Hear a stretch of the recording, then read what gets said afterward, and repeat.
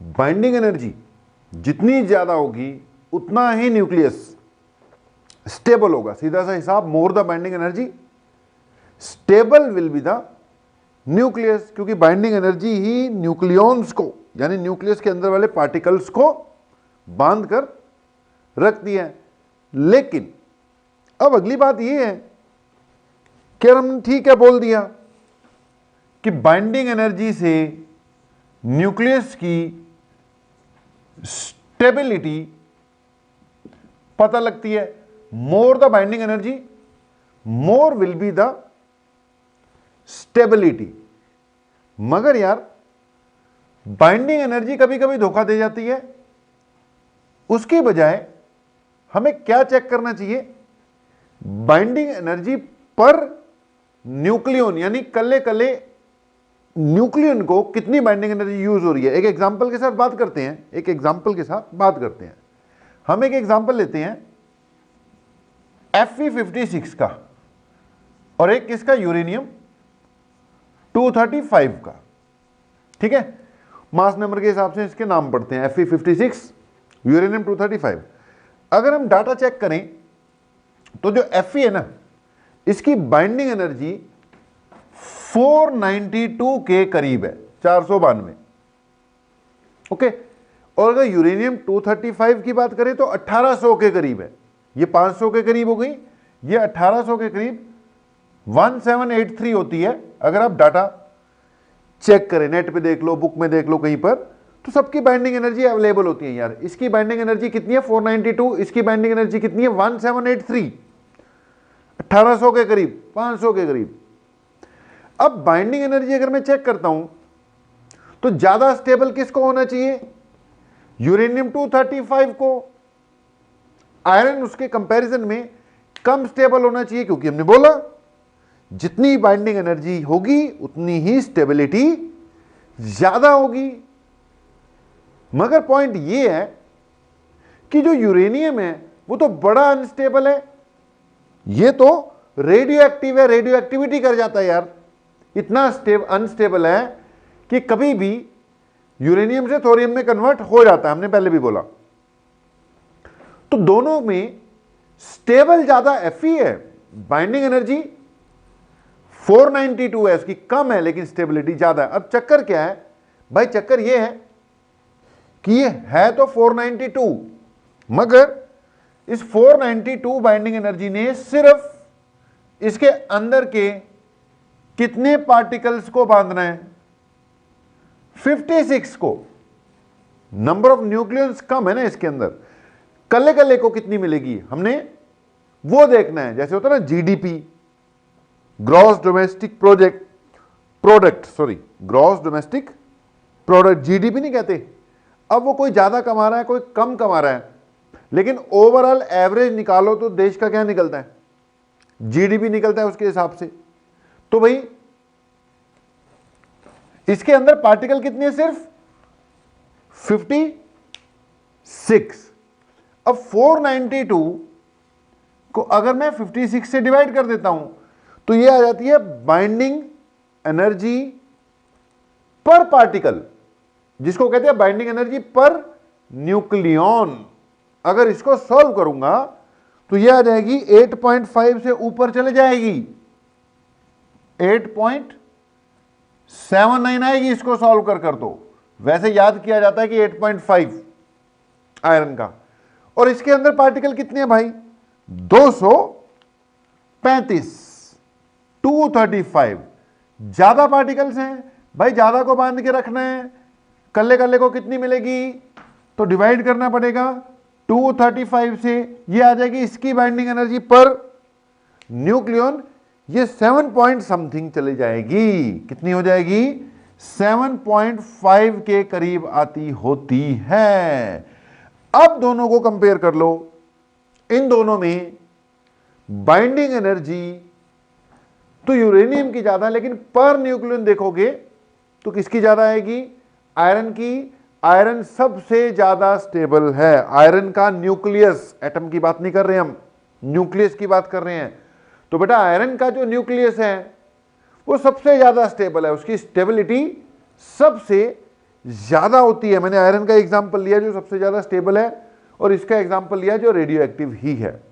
तो पॉइंट क्या निकल कर आता है, स्टेबिलिटी चेक करने के लिए बाइंडिंग एनर्जी नहीं, हमें बाइंडिंग एनर्जी पर न्यूक्लियन देखनी चाहिए। तो एक बार अगर हम लिस्ट आउट करते हैं कि हमने क्या क्या कवर अप किया, तो क्या क्या कवर अप किया भाई अभी तक। सबसे पहले हमने एक कंसेप्ट लिया किसका, मास डिफेक्ट का। ठीक है, किसका कंसेप्ट आया जी अपने पास, मास डिफेक्ट की। मास डिफेक्ट क्या होता है, ओके। दूसरे नंबर पर फिर उससे रिलेटेड क्या आ गई, बाइंडिंग एनर्जी। ठीक है, बाइंडिंग एनर्जी कैसे कैलकुलेट करते हैं, मास डिफेक्ट को, ये डेल्टा एम है ना मास डिफेक्ट, किससे मल्टीप्लाई कर दो, 931.5 से मल्टीप्लाई कर दो, बाइंडिंग एनर्जी आ जाएगी किसमें, मैव में। ठीक है, मैव में आ जाएगी आपकी बाइंडिंग एनर्जी बाइंडिंग एनर्जी। अब हमने बोला जितनी बाइंडिंग एनर्जी ज्यादा होगी उतनी स्टेबिलिटी ज्यादा होगी, बिल्कुल सही बात है, जितनी बाइंडिंग एनर्जी ज्यादा होगी उतनी स्टेबिलिटी ही ज्यादा होगी। मगर एक्चुअली स्टेबिलिटी चेक करने के लिए क्या देखना चाहिए, बाइंडिंग एनर्जी नहीं, binding energy per nucleon. Per nucleon मतलब मास नंबर से डिवाइड कर दो। जैसे यहां पे बाइंडिंग एनर्जी पर न्यूक्लियन निकालनी है तो नंबर ऑफ न्यूक्लियंस यानी मास नंबर से डिवाइड किया, बाइंडिंग एनर्जी पर न्यूक्लियन निकालनी है तो नंबर ऑफ न्यूक्लियंस यानी कि मास नंबर से हमने उसको डिवाइड किया। तो बाइंडिंग एनर्जी पर न्यूक्लियन यानी मास नंबर से क्या कर दो, डिवाइड कर दो। It actually gives stability of the nucleus. Binding energy per nucleon से पता लगेगा कि न्यूक्लियस स्टेबल है अनस्टेबल है। स्टेबल अनस्टेबल का मीनिंग हमने आपको समझा दिया कि स्टेबल का मतलब कि वो न्यूक्लियस बना रहेगा, जिंदा रहेगा, खत्म नहीं होगा, मरेगा नहीं, यानी वो किसी दूसरी चीज में कन्वर्ट नहीं होगा। अनस्टेबल मतलब कि उसका जो न्यूक्लियस है वो किसी दूसरी ही चीज में कन्वर्ट हो जाएगा। मैंने बार बार बोला है यूरेनियम के न्यूक्लियस इतने अनस्टेबल होते हैं कि वो खत्म होकर कुछ और बन जाते हैं। अगर इसमें से एक प्रोटॉन निकल गया मान लो तो 92 की बजाय 91 रह जाएगा एटॉमिक नंबर, तो 91 रह गया तो नाम चेंज हो जाएगा उसका और ही कुछ बन जाएगा। दो निकल गए प्रोटॉन तो 90 रह जाएगा, कुछ और ही बन जाएगा, थोरियम बन जाएगा। तो वो न्यूक्लियस जो टिके नहीं रह सकते, उनके अंदर इतनी गड़बड़ है, वो क्या हो जाएंगे, इतने अनस्टेबल कि वो दूसरे में ही कन्वर्ट हो जाएंगे, या टूट ही जाएंगे या फिर टूट ही जाएंगे। दो पार्ट में टूट जाएंगे जिसको न्यूक्लियर फिशन कहते हैं। आगे समझाएंगे आपको, रेडियो एक्टिविटी वाला लेक्चर देखना पड़ेगा। ओके जी, तो पॉइंट ये है बाइंडिंग एनर्जी पर न्यूक्लियन बहुत इंपॉर्टेंट चीज है। अब अगली बात, ये जो साइंटिस्ट लोग हैं, न्यूक्लियर साइंटिस्ट जो न्यूक्लियर फिजिक्स की स्टडी करते हैं, न्यूक्लियस की स्टडी करते हैं, ये जो न्यूक्लियस की स्टडी करना है ना, पूरी ब्रांच है यार, जिसको क्या कहते हैं हम, न्यूक्लियर फिजिक्स कहते हैं। तो ये तो साइंटिस्ट लोग हैं जो पूरा इसको स्टडी कर रहे हैं। उन्होंने क्या किया कि भाई दुनिया में जितने भी तरह के न्यूक्लियस पाए जाते हैं, देख एटम नहीं बोल रहा, एटम की संख्या तो फिर भी कम है, लेकिन न्यूक्लियस की संख्या बहुत ज्यादा हो जाएगी, क्योंकि एक एक जो एलिमेंट है, एटम मतलब एलिमेंट, ठीक है, एक एक एलिमेंट जो है उसके अब कई कई आइसोटोप भी हो सकते हैं। अब जैसे कार्बन है, अगर हम एलिमेंट के हिसाब से देखें तो कार्बन को कार्बन ही मानते हैं, है ना, पीरियोडिक टेबल में वो कार्बन होगा, उसने अपनी जगह घेर रखी है, ठीक है, जहां है। लेकिन अब कार्बन के 3 आइसोटोप है, मैंने बोला कार्बन 12, 13, 14। अब 3 तो कार्बन ही हो गए। हाइड्रोजन के 3 आइसोटोप हैं, हाइड्रोजन, ड्यूट्रॉन और ट्रिटियम, ठीक है, ट्राइटोन, सॉरी। तो हाइड्रोजन के 3 आइसोटोप हो गए, यूरेनियम के 3 है, ऐसे पता नहीं कितने हैं, किसी के 2, किसी के 3, किसी के चलो नहीं भी हैं। तो कुल मिलाकर देखो तो न्यूक्लियस जो है मास नंबर के हिसाब से बात करें तो बहुत हो जाएंगे। तो अगर आप एटॉमिक लेवल पे हो बेटा, एलिमेंटल लेवल पर हो, तो you deal with atomic number.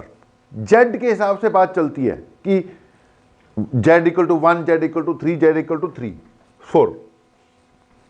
Okay, 1 2 3 4, कुछ मिस हो गया था मुझे लगता है, 2 मिस हो गया था। तो Z equal to 1, Z equal to 2, Z equal to 3, Z equal to 4। लेकिन यार न्यूक्लियर फिजिक्स में न्यूक्लियस की बात करनी, यहां मास नंबर से बात चलती है कि मास नंबर 1 वाला, मास नंबर 2 वाला, मास नंबर 3 वाला, मास नंबर 4 वाला, मास नंबर 5 वाला। तो ये जो साइंटिस्ट लोग थे, इन्होंने दुनिया में जितने भी तरह के न्यूक्लियस पाए जाते हैं उनकी भाई लिस्ट बना ली। ये मास नंबर है, मास नंबर 1 वाला, 2 वाला, 3 वाला, 4 वाला, 5 वाला, 6 वाला, 7 वाला, 8 वाला, 9 वाला, जितने 40 तक जितने भी हैं भाई, सबकी लिस्ट बना ली और सबकी बाइंडिंग एनर्जी कैलकुलेट कर डाली। पहले कितनी, दूसरे 2 वाले कितनी, 3 वाले की, सबकी। जैसे मैंने अभी वैल्यू नहीं लिखी थी 235 वाले की 1783 और आयरन 56 वाले की 492। तो ये जो हमने वैल्यूज लिखी थी कैलकुलेट की होंगी ना, और फिर क्या है, जितनी बाइंडिंग एनर्जी आई उसको ए से डिवाइड करते गए, तो क्या आ गई, बाइंडिंग एनर्जी पर न्यूक्लियन आती गई आती गई आती गई आती गई। तो यार हमने नहीं, साइंटिस्ट लोगों ने जितने भी मास नंबर वाले न्यूक्लियस पाए जाते हैं उनकी binding energy per nucleon calculate कर ली हुई है। ओके, अब उस पे बेस फिर इन्होंने क्या बना दिया, एक ग्राफ बना दिया जिसको कहते हैं binding energy per nucleon curve. अब देखो, पूरा टेबल स्टडी करने की बजाय उन्होंने ग्राफ सा बना दिया, ग्राफ को स्टडी कर लेना। तो उन्होंने binding energy per nucleon graph बना दिया बेटा। अब हमारे लिए भी वो बहुत इंपॉर्टेंट है, एग्जाम में आता है। अब इस पार्ट में से मैंने बोला न्यूक्लियस वाले पार्ट में से सिलेबस ही बहुत कम रह गया, तो ये 2-4 चीजें रह गई फिर। तो बाइंडिंग एनर्जी पर न्यूक्लियन पहले ही बड़ा इंपॉर्टेंट था, अब और इंपॉर्टेंट हो गया। पहले वेरी वेरी वेरी इंपॉर्टेंट था, अब एक और लगा लेना, very very very very important हो गया। क्योंकि टॉपिक कम हो गए तो जो बचे हुए हैं उनके चांसेस ज्यादा होंगे ना। तो अगली हेडिंग डाल लो फिर, binding energy per nucleon curve बेटा जी। नेक्स्ट हेडिंग डाल लो, binding energy per nucleon curve. Okay जी, तो अपनी अगली हेडिंग हो गई binding energy per nucleon curve. बहुत इंपॉर्टेंट है भाई, सिखाते हैं।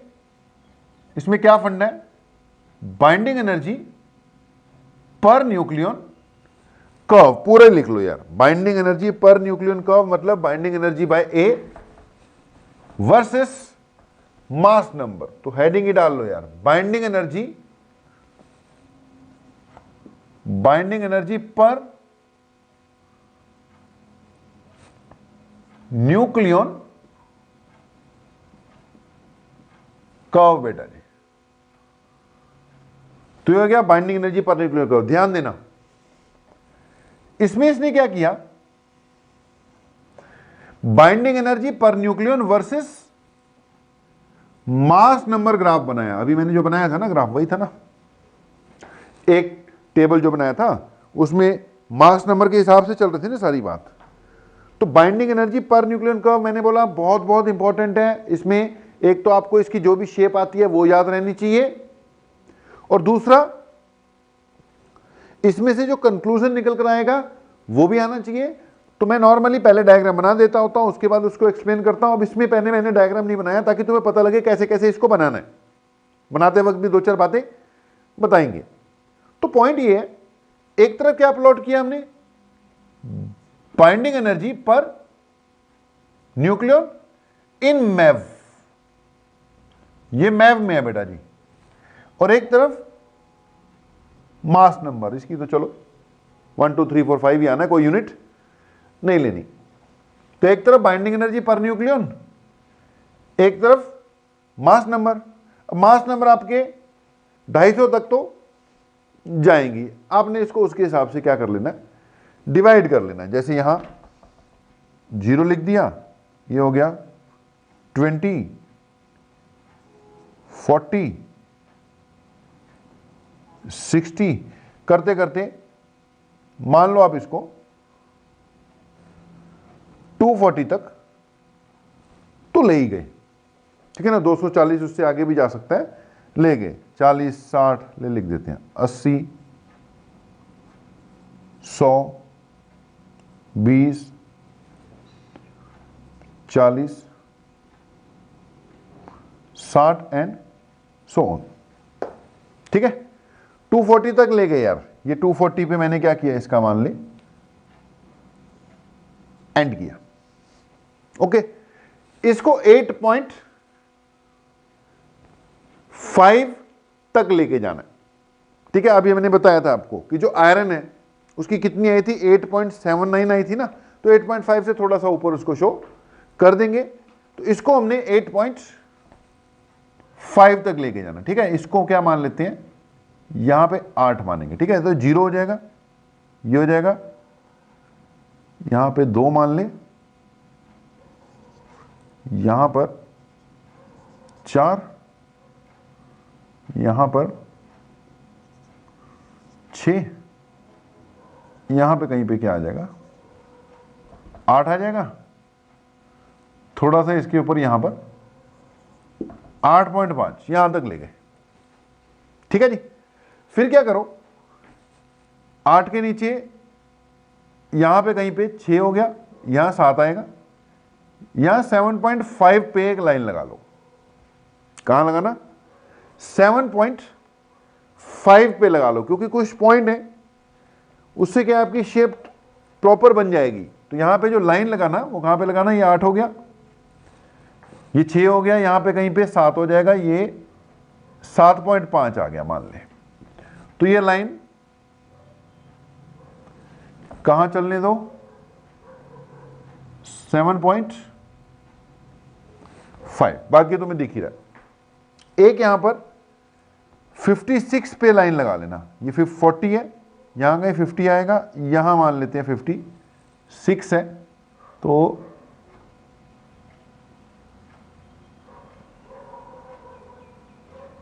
अभी हल्की सी लगा लेना, हमने लाल कलर की लगा दी, हल्की सी लाइन पेंसिल से लगा लेना, ठीक है। बाकी पेन से अगर ग्राफ बना रहे हो तो इसको हल्की सी लाइन, ताकि मार्जिन प्रॉपर रहे, ठीक है। ये 56 हो गया, यहां पे कहीं पर 200 आएगा, तो एक हल्की सी लाइन किसके लिए, 200 के लिए लगा लो। अब ये क्या है समझाते हैं। पॉइंट ये है कि यहां पे binding energy per nucleon curve बनना है, हमने बनाना है। तो binding energy per nucleon curve के लिए 2-4 बातें बताते हैं। जब इन्होंने पूरा टेबल स्टडी किया, हमने बोला ना साइंटिस्ट लोगों ने सबकी बाइंडिंग एनर्जी कैलकुलेट कर ली। जब टेबल स्टडी किया तो क्या स्टडी करते हैं कि जो बिलो 40 वाले मास नंबर्स है ना, बिलो 40 वाले, पॉइंट्स दे रहा हूं, नोट्स में जाके पढ़ना सब कुछ, मैं यहां पे समझाऊंगा। तो जितने भी मास नंबर्स यार बिलो 40 वाले थे ना, छोटे पार्टिकल्स जिनके न्यूक्लियस लाइट है, वो कैसे थे, वो अनस्टेबल थे। मतलब जिनकी binding energy per nucleon less थी, काफी कम थी, ठीक है जी। तो छोटे वाले बड़े करा अनस्टेबल से दिखे इनको, इनकी बाइंडिंग एनर्जी पर न्यूक्लियन काफी कम थी, कम। एक और ऑब्जर्व करते हैं पॉइंट कि जो अबव 200 मास नंबर वाले थे, जिनका मास नंबर 200 से ऊपर था, उनकी बाइंडिंग एनर्जी पर न्यूक्लियन भी कम थी, यानी वो भी अनस्टेबल ही पाए गए। तो कहने का मतलब कि जिनकी binding energy, sorry, mass number 40 से कम वाले, अब ये कोई एग्जैक्ट फिगर नहीं है, 40, 42 भी ले सकते हो, 45 भी ले, 40 से कम वाले यानी बिल्कुल स्टार्टिंग वाले, वो लाइट न्यूक्लियाई वो सारे अनस्टेबल थे। 200 से ज्यादा वाले यानी हैवी न्यूक्लियाई भी सारे क्या थे, थे नहीं हैं, वो सारे कैसे हैं, अनस्टेबल हैं। ये सारे हैवी न्यूक्लियाई हैं और ये सारे लाइट न्यूक्लियाई हैं। ठीक है, तो लाइट वाले भी अनस्टेबल, हैवी वाले भी अनस्टेबल। इनकी बाइंडिंग एनर्जी 7 से नीचे आ जाती है, मतलब साढ़े, एक बार ऊपर जाती है, लेकिन इनकी बस एवरेजली 7.5 या उससे नीचे रहती है। मतलब 7.5 को हमने स्टेबिलिटी रीजन मान लिया, 7.5 को। ठीक है, अब 7.5 के बिल्कुल करीब करीब जो आगे वो अनस्टेबल है, ऊपर जाएंगे ना, जब 8 को टच करेंगे तब वो क्या माने जाएंगे, स्टेबल माने जाएंगे। ठीक है जी। उसके अलावा जो तीसरी बात ऑब्जर्व की गई वो ये की गई, देख बिलो 40 वाले क्या है, अनस्टेबल, अगले क्या है, स्टेबल, अनस्टेबल सॉरी, और जो एवरेज से मास वाले यानी बीच वाले, मिडल रीजन जो है, मिडल रीजन वाले, मिडल रीजन वाले जो न्यूक्लियाई हैं, यानी जिनका मास नंबर 50 से लेकर 200 के बीच में है, 200 से कम होना चाहिए, 50 से 150 लगा लो यार, क्योंकि तभी स्टेबल कह पाओगे इसको। तो जो मिडल रीजन वाले न्यूक्लियाई हैं, इनकी binding energy per nucleon 8 MeV तक जा रही है। ये सारे कैसे हैं, स्टेबल है। पॉइंट्स बना लेना भाई अपने। तो जो लाइट है वो भी अनस्टेबल है, 7.5 या उससे नीचे गिर जाएगी binding energy per nucleon. Heavy वालों की भी 7.5 के नीचे गिर जाएगी। मिडल वाले बड़े स्टेबल हैं, वो 8 MeV के करीब होते हैं। और इसमें एक और पॉइंट, जो Fe56 है, इसकी बाइंडिंग एनर्जी पर न्यूक्लियन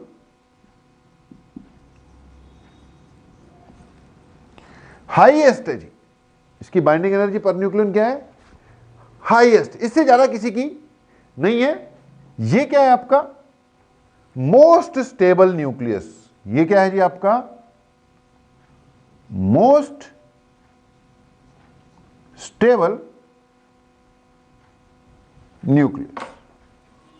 ठीक है, सबसे स्टेबल ये है। तो 4 पॉइंट तो हो गए, लाइट वाला अनस्टेबल, हैवी वाला अनस्टेबल, मिडिल रीजन वाला स्टेबल, आयरन 56 सबसे ज्यादा स्टेबल। अब एक 5वां पॉइंट भी है, 5वां पॉइंट मैं यहां लिखूंगा।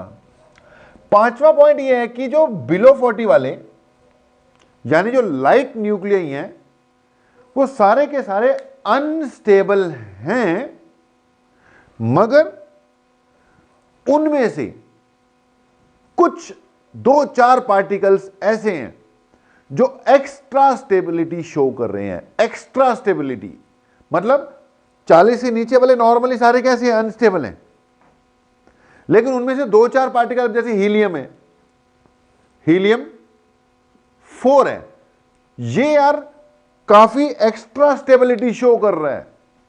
कार्बन 12 है, कार्बन क्या है, 12, ये भी एक्स्ट्रा स्टेबिलिटी शो कर रहे हैं। यानी ये जो लो वाला रीजन है ना, यहां पर कुछ एक पार्टिकल ऐसे भी हैं कि जिनके आसपास वाले तो अनस्टेबल हैं, लेकिन वो खुद काफी ज्यादा एक्स्ट्रा स्टेबिलिटी शो कर रहे हैं। मैजिकली एक्स्ट्रा स्टेबिलिटी शो कर रहे हैं, करनी नहीं चाहिए लेकिन कर रहे हैं। तो ये 5 बातें हैं जी, बिलो 40 वाले अनस्टेबल,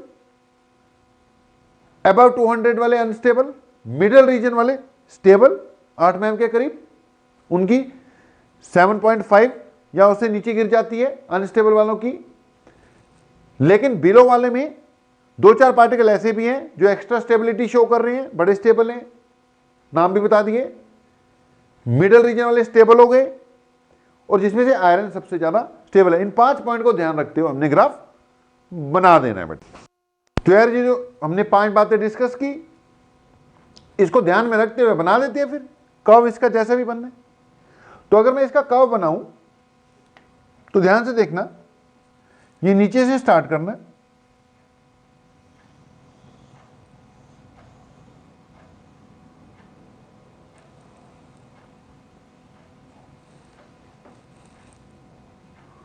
भाई ढंग से बना लेना, ठीक है, बुक में देख लेना थोड़ा सा।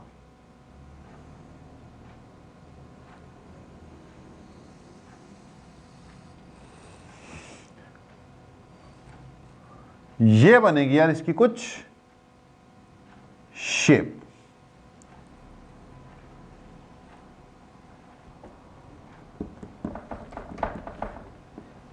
आयरन 56 के लिए पीक शो कर उसके बाद इस ग्राफ को नीचे गिरा देने, ये कुछ ऐसा ग्राफ बनेगा भाई, ठीक है जी। इसको कहते हैं binding energy per nucleon curve. मोटे तौर पर ओवरऑल ऐसा ग्राफ बनेगा। बाकी बेटा इसके नोट्स, इसको ना नोट्स में भी देख सकते हो, क्योंकि देखो ये जो ग्राफ्स हैं इनकी टिपिकल शेप्स होती हैं, देखते ही पता लग जाएगा अगले को, देखने वाले को, कि ये कैसा ग्राफ है जी। Binding energy per nucleon curve है, तो इसकी जो टिपिकल शेप है ना यार, वो वही बननी चाहिए। जो टिपिकल शेप है इसकी वही बननी चाहिए, वही रहनी चाहिए। ओके, इसमें फिर वही बात, ये जो पीक्स है ना, ये किसके लिए है? ये वही जो मिडल रीजन में मैंने बोला था, लोअर रीजन में कुछ पार्टिकल ऐसे होते हैं जो ज्यादा ही स्टेबिलिटी शो करते हैं, उनको करनी नहीं चाहिए। अब एक के नीचे, एक के ऊपर क्या नाम लिख दो? हीलियम लिख दो। 6 से ऊपर चली जाती है इसकी, लेकिन फिर भी क्या है? स्टेबल है। वैसे हम कह रहे हैं 7.5 से नीचे अनस्टेबल हो जाएगा। हैवी वाले जो हैं वो 7.5 से नीचे क्या हो जाएंगे? अनस्टेबल हो जाएंगे। लेकिन ये 6 होने के बावजूद भी स्टेबल है। ये पहले वाले पे हीलियम लिख लेना भाई, अगले पे कार्बन 12 लिख ले, अगले पे ऑक्सीजन 16 लिख ले, ऑक्सीजन 16, ये दूसरे वाले पे कार्बन 12 और इस पीक पे हीलियम 4 लिख ले। ये 4 12 16, 4 12 16, ये छोटे नंबर हैं, फिर भी स्टेबिलिटी शो करते हैं। इनको मैजिक नंबर्स भी कहा जाता है। तो बात को क्लोज कर देते हैं भाई। हेडिंग क्या है? Binding energy per nucleon curve. बात क्लोज करने जा रहे हैं, ठीक है। हेडिंग होगी binding energy per nucleon curve. अब binding energy per nucleon curve में क्वेश्चन बड़ा आता है, मैंने बोला शेप इसकी ऐसी होगी, ये टिपिकल शेप है। इसको शेप बनाते वक्त मैंने कुछ पॉइंट्स बोले थे कि कहां कौन सी लाइन लगानी है। 56 पे पीक शो करनी है। 56 पे क्या शो करनी है भाई? पीक शो करनी है। ये आयरन 56 के लिए पीक शो की है। 40 से नीचे वाले कम बाइंडिंग एनर्जी वाले हैं। 200 से भैया ऊपर वाले भी कम बाइंडिंग एनर्जी वाले हैं, ठीक है। यहीं पे कहीं पे 200 आना था ना, तो ये भी कम बाइंडिंग एनर्जी। मिडिल रीजन वाले ठीक ठाक बाइंडिंग एनर्जी वाले हैं, 8 को टच करेगी, स्टेबल। ओके, पीक किस पे आएगी? आयरन 56 पे 8.8 के करीब की, 8.79 मैंने लिखा था, 8.8 मेव के करीब की।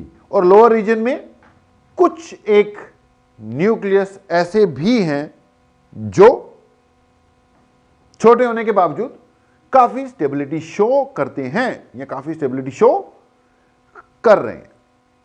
ओके जी, तो अगर क्वेश्चन आ जाए तो आपको ये ग्राफ बनाना है और ये बातें साथ में लिखनी है। इसको कहते हैं conclusions drawn from the curve. मैंने जब आपको सिखाया तो मैंने पहले कंक्लूजन बता दिए ताकि ग्राफ बनाना इजी हो। अब उन्हें नहीं ना पता था ग्राफ कैसे बनेगा, उन्होंने तो अपना डाटा लिया, डाटा से ग्राफ बना दिया, कंप्यूटर की मदद से बना दिया, हाथ से बना दिया, जैसे मर्जी बना दिया।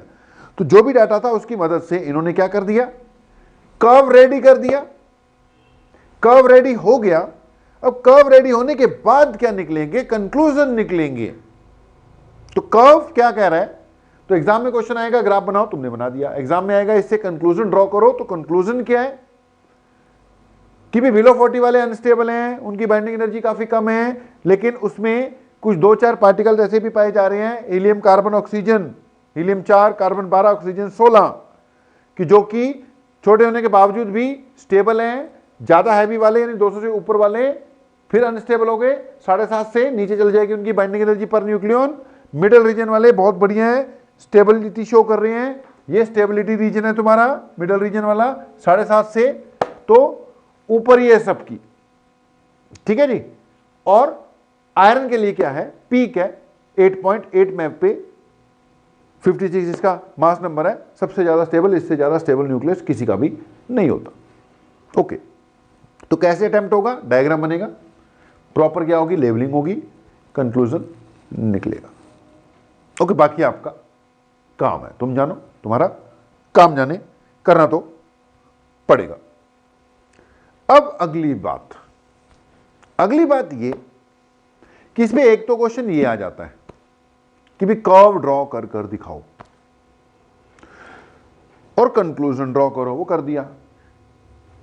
एक क्वेश्चन इस पे और आता है कि explain nuclear fission and fusion on the basis of binding energy per nucleon curve. कीजिए, explain nuclear fission and fusion on the basis of binding energy per nucleon curve. अगर ये क्वेश्चन आ जाए तो क्या करना है बेटा। अब उसके लिए हमने क्या किया, पहले फिशन और फ्यूजन थोड़ा सा क्या कर देते हैं, एक्सप्लेन कर देते हैं, थोड़ा सा, ज्यादा नहीं यार। अब देखो ज्यादा हम फैल तो पाएंगे नहीं, सिलेबस वाली बात कर देते हैं। तो बाइंडिंग एनर्जी पर न्यूक्लियन में 3 बातें, एक तो कर्व ड्रॉ करना आना चाहिए, मीनिंग पता होना चाहिए। दूसरे नंबर पे इसके कंक्लूजन जो भी यहां पे लिखे हुए थे वो ड्रॉ करने आने चाहिए, मैंने शॉर्ट में लिखे थे, तुमने डिटेल में अपना लिख देने हैं। और तीसरे नंबर पर क्या आएगा, एक्सप्लेन फिशन एंड फ्यूजन। आएगा भाई, एक्सप्लेन न्यूक्लियर फिशन, याद आता है question, and nuclear fusion on the basis of binding energy per nucleon curve. अब बेटा इससे पहले हमें एक्सप्लेन तो बाद में करेंगे ना, पहले हमें ये तो बताओ कि अभी न्यूक्लियर फिशन क्या चीज है या न्यूक्लियर फ्यूजन क्या चीज है। अब थोड़ा बहुत पढ़ा तो होगा कहीं ना कहीं, ओके, थोड़ा सा ही बताएंगे। देखो अपने पास उतना समय नहीं है, 5-5 मिनट, 5-5 भी नहीं भाई, 2.5-2.5 3-3 मिनट दोनों को देंगे हम, ठीक है, 5 मिनट में कवर अप करने की कोशिश। तो पहली बात यार, न्यूक्लियर फिशन। फिशन का मतलब बेटा टूट जाना। हैवी न्यूक्लियाई जो होते हैं, हैवी न्यूक्लियाई, ये बड़े ही अनस्टेबल होते हैं, है ना। हमने एक binding energy per nucleon curve भी देखा, इतने ज्यादा अनस्टेबल होते हैं कि ये 2 लगभग इक्वल से साइज में टूट जाते हैं with the release of large amount of energy. अब इसको फिशन कहते हैं भाई। यूरेनियम 235 जो है उसमें एक न्यूट्रॉन घुस जाता है, उसको यूरेनियम 236 कर देता है, न्यूट्रॉन घुसाना पड़ता है उसके अंदर। ओके, तो यूरेनियम 235 है, उस पर एक न्यूट्रॉन बम्बार्ड किया तो यूरेनियम 236 बन जाता है वो, यूरेनियम 235, ठीक है। यूरेनियम 235 प्लस एक न्यूट्रॉन क्या बन जाता है, यूरेनियम 236। ये इतना अनस्टेबल हो जाता है ना, इतना अनस्टेबल कि दो पार्ट में टूट जाता है, फाट। उसको हम क्या कहते हैं, न्यूक्लियर फिशन। और जो न्यूक्लियर फिशन है ना, large amount of energy release होती है, बहुत, मैं कह रहा हूं तबाही, बहुत एनर्जी रिलीज होती है। इतनी एनर्जी रिलीज होती है कि भाई इस पे बेस एटम बम बनता है। तो एटम बम जो है उसका फंडा न्यूक्लियर फिशन है। मैं कह रहा हूं तबाही एनर्जी रिलीज होती है। अच्छा, अगर उस एनर्जी जो रिलीज हुई है से तबाही मचानी है तो तबाही मच जाएगी, एटम बम बन गया ना। और अगर उस एनर्जी का यूज कर लिया जाए तो वो न्यूक्लियर रिएक्टर बन गया।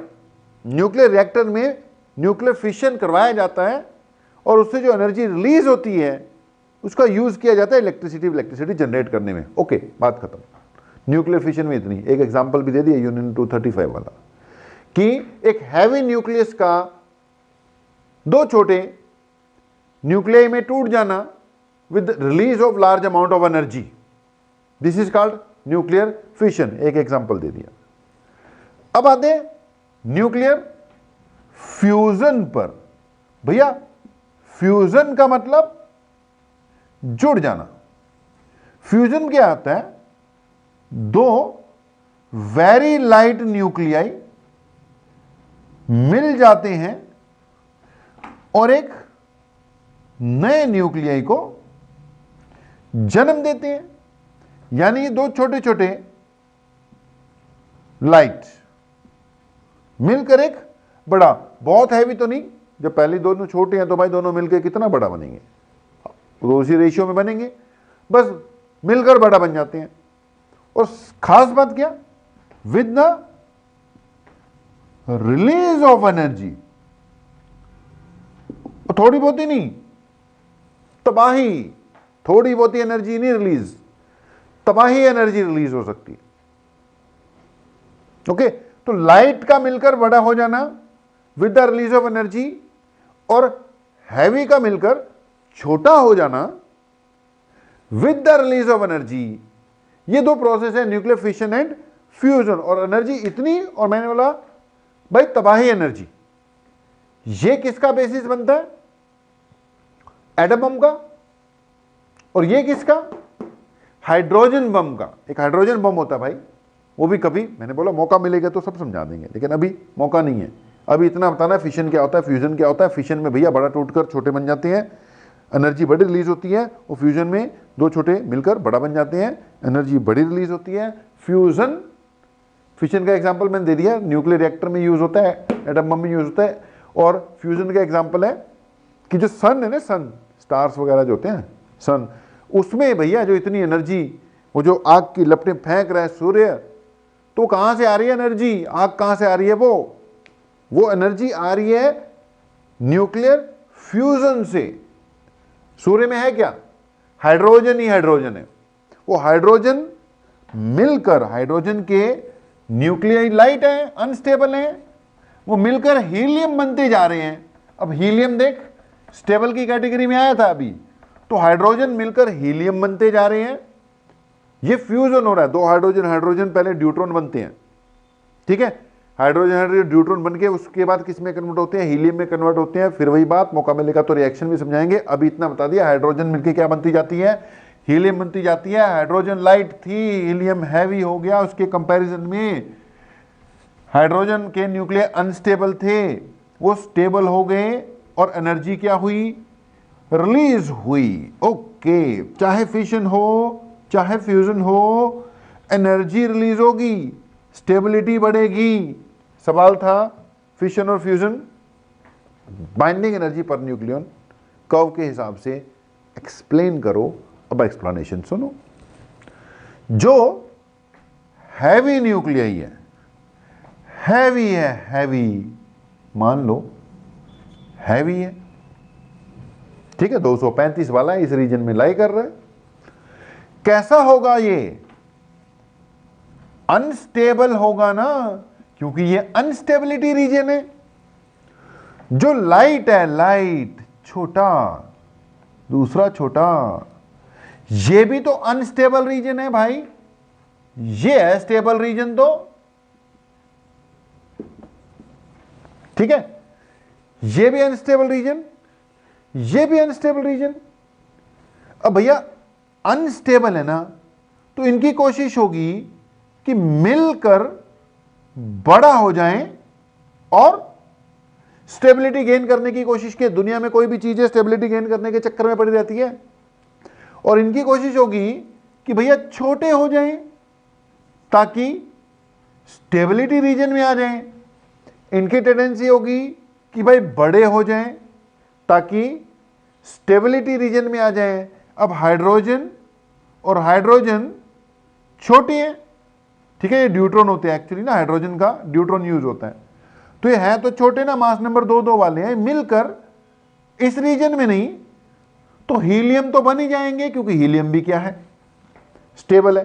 तो पॉइंट ये है कि एनर्जी क्यों रिलीज हो रही है, चाहे फिशन हो चाहे फ्यूजन हो, एनर्जी क्यों रिलीज हो रही है? क्योंकि भैया आपका जो स्टेबिलिटी कर्व कहता है कि जी हैवी वाले भी अनस्टेबल हैं, तो उनको टूटना पड़ेगा ताकि एनर्जी रिलीज हो। लाइट वाले भी अनस्टेबल हैं, उनको टूटना पड़ेगा, सॉरी उनको जोड़ना पड़ेगा ताकि एनर्जी क्या हो, रिलीज हो। ये क्या हो गया, फिशन हुआ और स्टेबिलिटी इंक्रीज हुई। ये क्या हुआ भाई, फ्यूजन हुआ और इसमें भी stability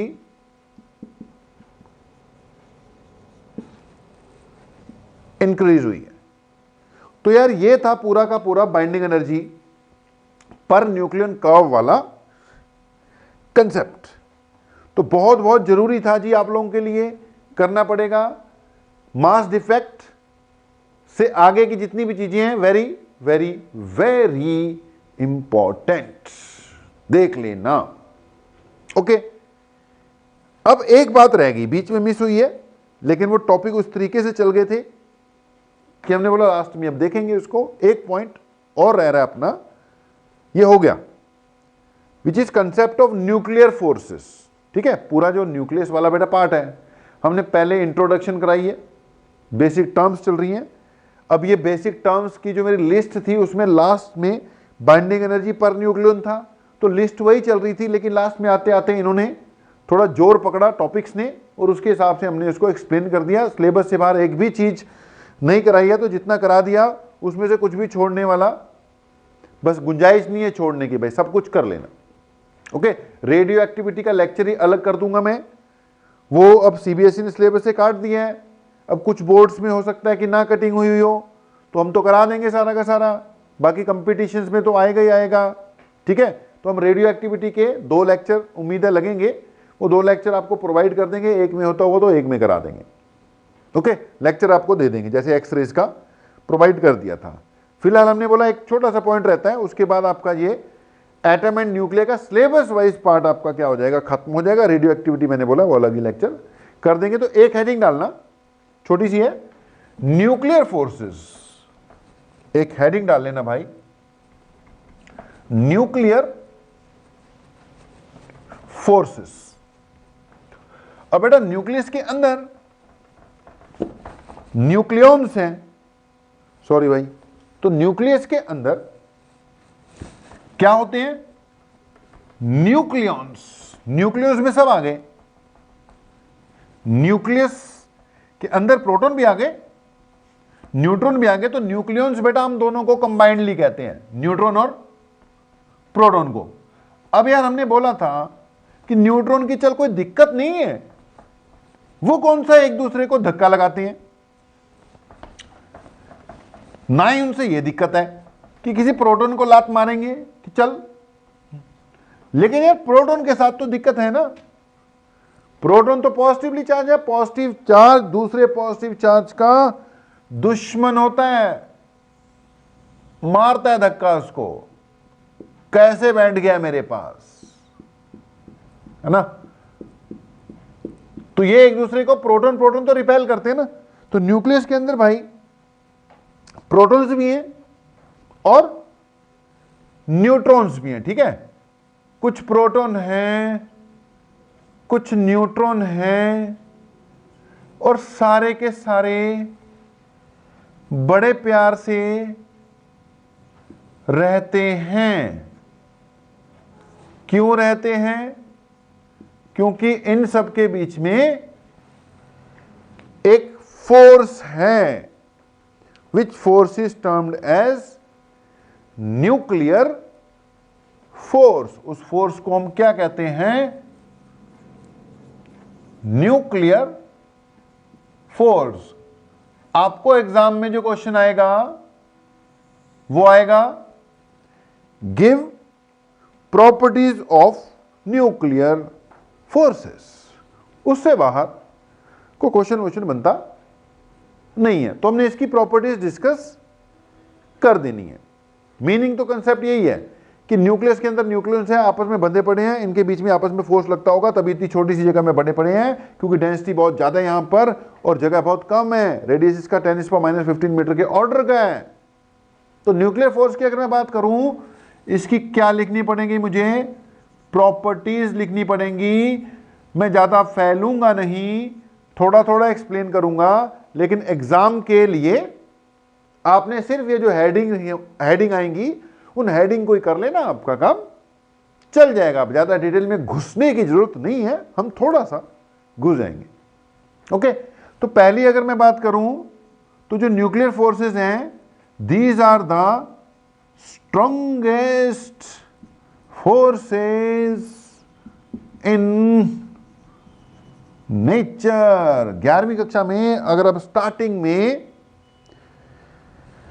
physical world and measurement वाला चैप्टर पढ़ो, पहले ही चैप्टर, वहां पर दिया होता है कि कितने तरह के फोर्सेस पाए जाते हैं, जिसमें से nuclear force, gravitational force, electrostatic force, ये सब आते हैं, जिसमें strong forces and weak forces की भी बात आती है कि यार न्यूक्लियर फोर्सेस स्ट्रॉन्गेस्ट फोर्सेस की कैटेगरी में आते हैं, ठीक है। बड़े स्ट्रॉन्ग होते हैं, दो तरह के होते हैं, weak nuclear force, strong nuclear force. ये स्ट्रॉन्ग होते हैं, बाकियों के कंपैरिजन में स्ट्रॉन्ग ही होते हैं। तो यार स्ट्रॉन्ग है, स्ट्रॉन्ग फोर्सेस, बड़ा जबरदस्त टाइप फोर्स लगता है ये। तो these are strongest forces in nature. एक बात इसकी याद रखनी है, always attractive. Nuclear forces are always attractive, attractive ही होते हैं जी। ओके, तीसरी बात, रिपल्सिव वल्सिव नहीं होते, दे आर चार्ज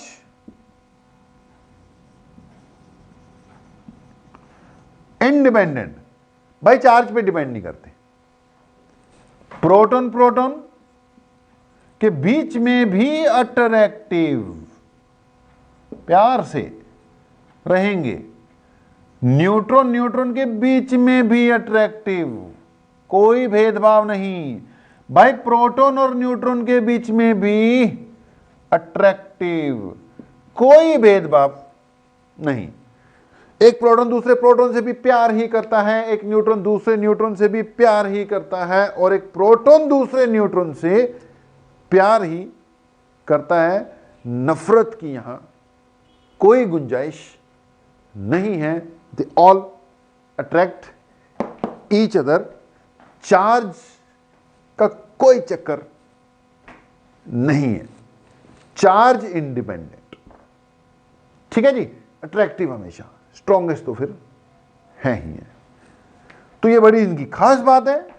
मगर एक पंगा है, these are very short range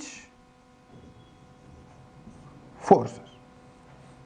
short range होते हैं यार, शॉर्ट रेंज इतनी कि अगर इनके बीच की दूरी 10⁻⁻15 मीटर से ज्यादा हो जाए तो सब प्यार खत्म हो जाता है। न्यूक्लियस का साइज कितना है? 10⁻⁻15 मीटर। तो जब तक तो न्यूक्लियस के अंदर है, अंदर, यानी इनके बीच की दूरी 10⁻15 मीटर से कम है, तब तक तो बहुत प्यार है। लेकिन जैसे ही न्यूक्लियस से बाहर जाएंगे, यानी जैसे ही डिस्टेंस 10⁻15 मीटर से ज्यादा हुआ, सारा प्यार खत्म हो जाएगा।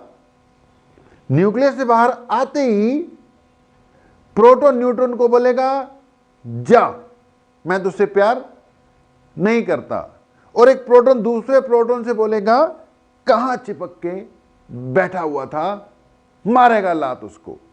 यानी प्रोटॉन अपनी औकात में आ जाएगा। एक प्रोटॉन दूसरे प्रोटॉन को क्या करता है?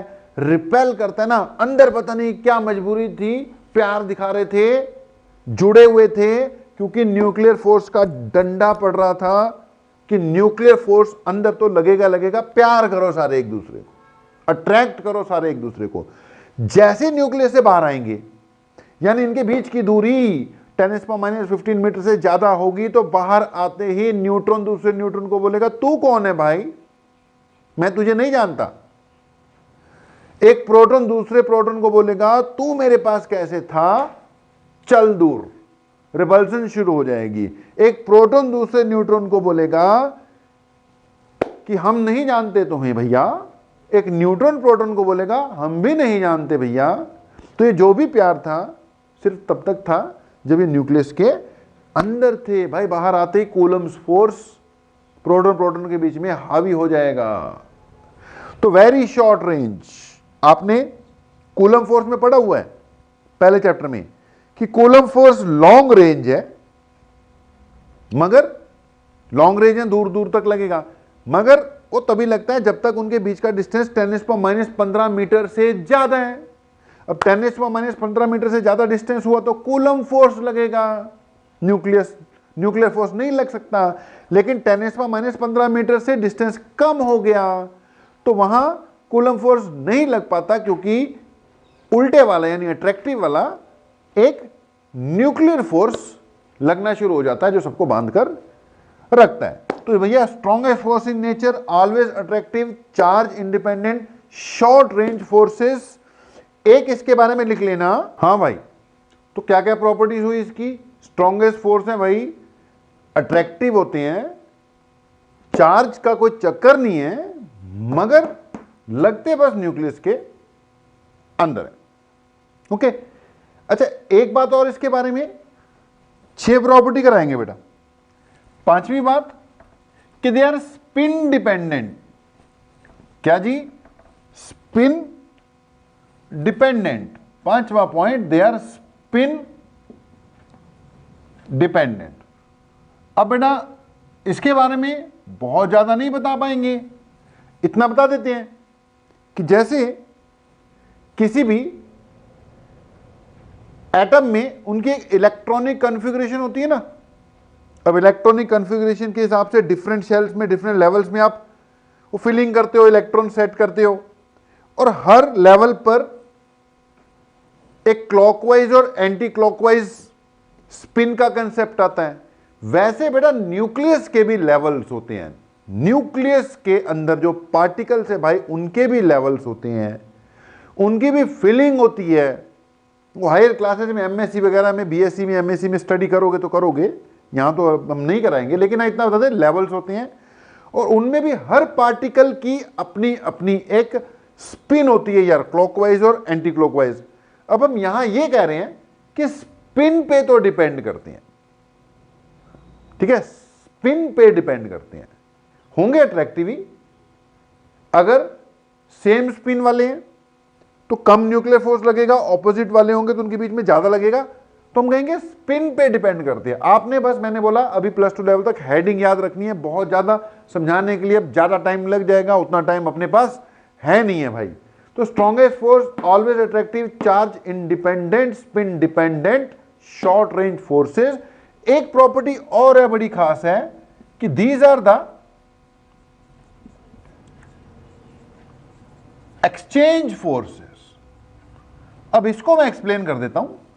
ये दे रखी है आपकी बुक्स वगैरह में प्लस 2 लेवल पे, तो इनको एक्सचेंज फोर्सेस, पहले तो 6 नाम याद रख लो कि यार स्ट्रॉन्गेस्ट फोर्स है, ऑलवेज अट्रैक्टिव है, चार्ज इंडिपेंडेंट है, शॉर्ट रेंज है, स्पिन डिपेंडेंट है और एक्सचेंज फोर्सेस है।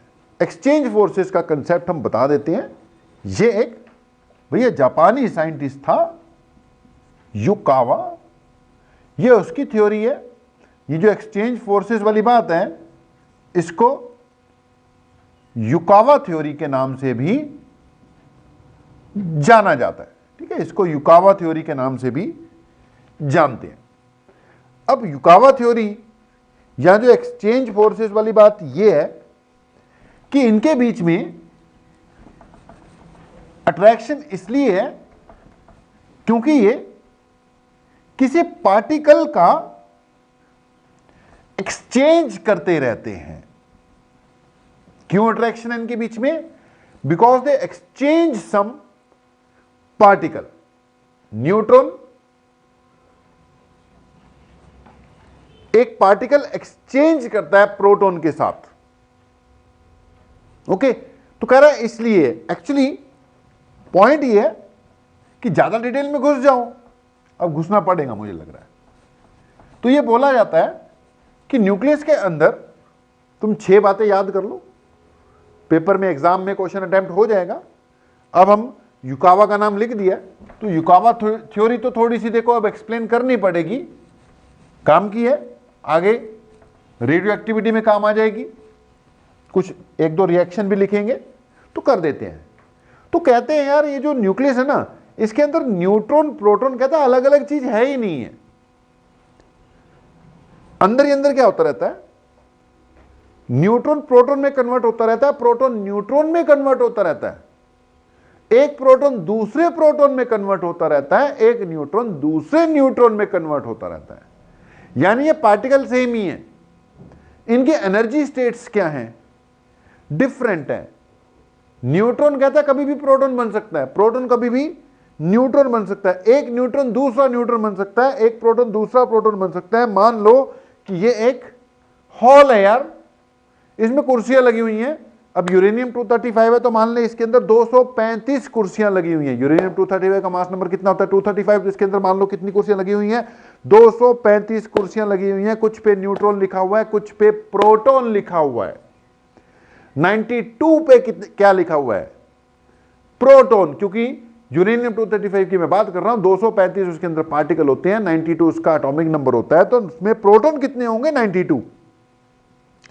तो भैया 235 कुर्सियां लगी हुई हैं यूरेनियम के न्यूक्लियस के अंदर, 92 पे प्रोटॉन लिखा हुआ है, बाकी पे न्यूट्रॉन लिखा हुआ है। प्रोटॉन वाले प्रोटॉन वाली जगह पे बैठे हैं, न्यूट्रॉन वाले न्यूट्रॉन वाली जगह पर बैठे हैं। लेकिन गेम का रूल यह है कि वो एक जगह पर टिक कर नहीं बैठ सकते, उनको अपनी जगह एक्सचेंज करनी होगी किसी दूसरे के साथ, तभी वो गेम में बने रहेंगे।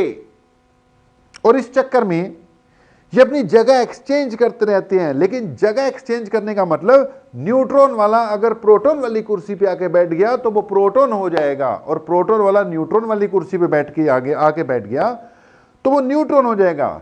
एक प्रोटॉन दूसरे प्रोटॉन से भी कुर्सी एक्सचेंज कर सकता है, एक न्यूट्रॉन दूसरे न्यूट्रॉन से भी कुर्सी एक्सचेंज करता है। सारे प्रोटॉन न्यूट्रॉन आपस में भी कुर्सियां एक्सचेंज कर सकते हैं। लेकिन इस एक्सचेंज में इन्हें आपस में कुर्सियां तो एक्सचेंज हो रही हैं, कुछ और भी एक्सचेंज करना होगा। यानी अंदर क्या है? जिंदगी के लिए जद्दोजहद है। हमने बोला अगर इनको रहना है यहां पर तो एक जगह पे टिक के नहीं रह सकते, कुछ सेकंड भी टिक के नहीं रह सकते, they have to change their places. ये एग्जांपल था भाई, ऐसे कुर्सियां नहीं लगी होंगी उसके अंदर।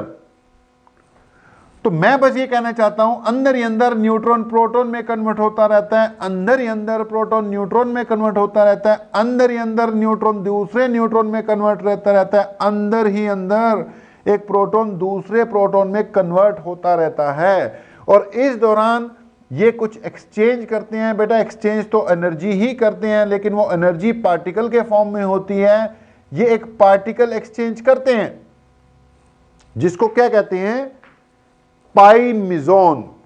इसका नाम क्या है, पाई मिजोन। सिलेबस में है, इसके हिसाब से करना है इसको। युकावा थ्योरी सिलेबस में है भाई, न्यूक्लियर फोर्सेस सिलेबस में हो गए तो मतलब युकावा थ्योरी भी सिलेबस में होगी, सिलेबस में करना पड़ेगा। न्यूक्लियर फोर्सेस खत्म, न्यूक्लियर फोर्सेस की प्रॉपर्टीज 6 लिखवा दी मैंने, खत्म, आपका क्वेश्चन अटेम्प्ट हो जाएगा।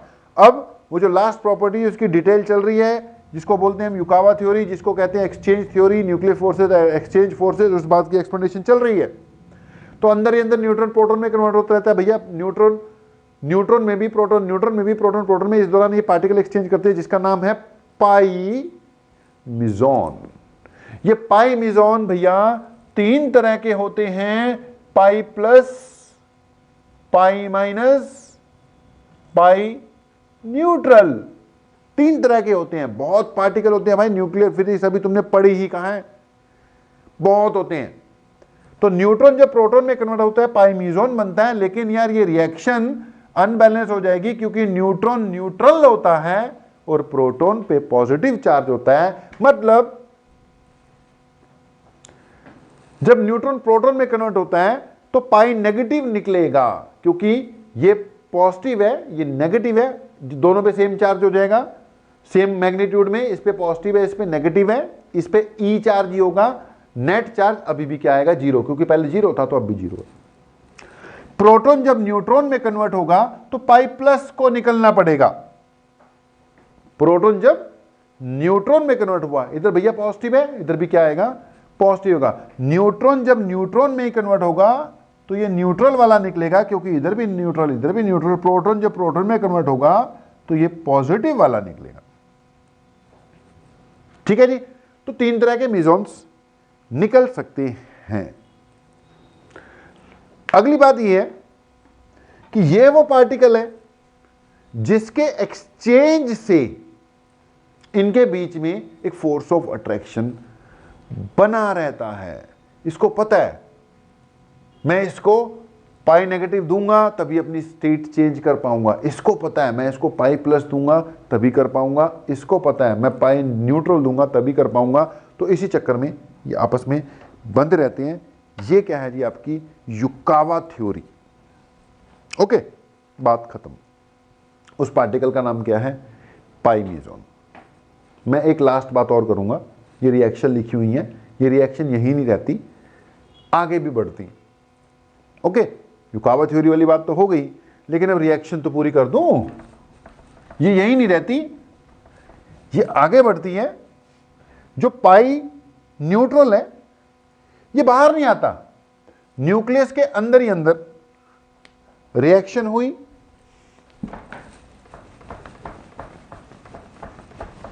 न्यूक्लियस के अंदर ही अंदर बेटा रिएक्शन हुई, प्रोटॉन में कन्वर्ट हुआ तो पाई नेगेटिव बना था, प्रोटॉन न्यूट्रॉन में कन्वर्ट हुआ तो पाई पॉजिटिव बना था, और न्यूट्रॉन न्यूट्रॉन में कन्वर्ट हुआ तो पाई न्यूट्रल बना था। यार ये बाहर नहीं आते, अंदर रिएक्शन होती है। होता क्या है, ये पाई नेगेटिव है ना, ये आगे रिएक्शन कर जाता है और एक इलेक्ट्रॉन और एक एंटी न्यूट्रिनो, अब ये क्या है, एंटी न्यूट्रिनो। अब नाम याद रख लो भाई, क्या करोगे, रिएक्शन आ जाती है, ये पाई नेगेटिव एंटी न्यूट्रिनो और इलेक्ट्रॉन में तब्दील हो जाता है, थोड़ी सी एनर्जी रिलीज होती है। तो बाहर क्या आता है, बाहर आता है एंटी न्यूट्रिनो और एक इलेक्ट्रॉन और थोड़ी सी एनर्जी। अभी एनर्जी तो इनको मिल जाती है ना, वहां जो एनर्जी रिलीज होती है वो एनर्जी लेके कौन आते हैं, ये दोनों लेकर आते हैं ना भाई। ठीक है, या फिर ये भी बाहर नहीं आ पाता, अंदर ही अंदर, बाहर आने से पहले ही ये न्यूट्रिनो में कन्वर्ट हो जाता है। जिसके ऊपर बार लगा हुआ है भैया वो एंटी न्यूट्रिनो है, जिसपे नहीं लगा हुआ वो न्यूट्रिनो है। ये एक और पार्टिकल न्यूट्रिनो में कन्वर्ट होता है, साथ में बनता है पॉजिट्रॉन, कुछ होती है रिलीज एनर्जी। अब ये क्या है, इलेक्ट्रॉन, जिसको आगे चलकर बीटा पार्टिकल बोला जाएगा। ये क्या है, न्यूट्रिनो, ये क्या है, पॉजिट्रॉन। ठीक है जी। तो बाहर क्या आएगा, पॉजिट्रॉन और एंटी न्यूट्रिनो, साथ में थोड़ी एनर्जी मैंने बोला ये यूज करेंगे। ये कुछ नहीं बनता, ये एनर्जी बनकर ही बाहर आ जाए। न्यूट्रल वाला बाहर नहीं आएगा, बाहर एनर्जी आएगी, अंदर रिएक्शन होगी। तो इसमें भी बाहर क्या आएगा, पॉजिट्रॉन आ जाएगा। तो जब पाई प्लस है वो अंदर ही अंदर खत्म हो जाता है, बाहर क्या आती है, एनर्जी। एनर्जी किस फॉर्म में आती है, पॉजिट्रॉन, न्यूट्रिनो और कुछ एनर्जी के फॉर्म में। एनर्जी वैसे यही लेकर आते हैं, न्यूट्रल वाला यही है। तो ओवरऑल कहानी अब ये रिएक्शन इसलिए कंप्लीट करा दी, आगे इस चीज का रेडियो एक्टिविटी में भी यूज होता है। तो क्लोज करते हैं यार। ओवरऑल जो हमने न्यूक्लियर वाले पार्ट में बात की, स्टार्टिंग में वही साइज क्या होता है जी, कंपोजिशन क्या होती है, आइसोटोप, आइसोटोन, ये सब बातें करते हुए फिर हम मेन बातों की ओर बढ़ गए। मेन बातें कहां से स्टार्ट हुई थी आपकी, वो मास डिफेक्ट वाले कंसेप्ट से। तो बिल्कुल बस ये लगा ले कि आग लग गई थी ना टॉपिक्स में। तो mass defect, binding energy per nucleon और binding energy per nucleon curve, यहां से सवाल आएंगे ही आएंगे। और एक न्यूक्लियर फोर्सेस भी हो गया। न्यूक्लियर फोर्सेस की प्रॉपर्टी जो 6 लिस्ट आउट की याद रखना, और ये युकावा थ्योरी को थोड़ा सा देख लेना मेरे भाई लोगों। तो अभी आपसे विदा लेते हैं, इसको करो कंप्लीट। रेडियो एक्टिविटी के लिए 2 लेक्चर आपके लिए लेकर आ रहे हैं, लेकिन वो सीबीएसई के सिलेबस में नहीं है। इस साल करने हो तो कर लेना, आई विल रिकमेंड कि उनको कर ही लेना, लेकिन सिलेबस पे पहले क्या करो, कंसंट्रेट करो आप। तो अभी आपसे विदा लेते हैं। थैंक यू वेरी मच, आप लोगों का बहुत बहुत धन्यवाद।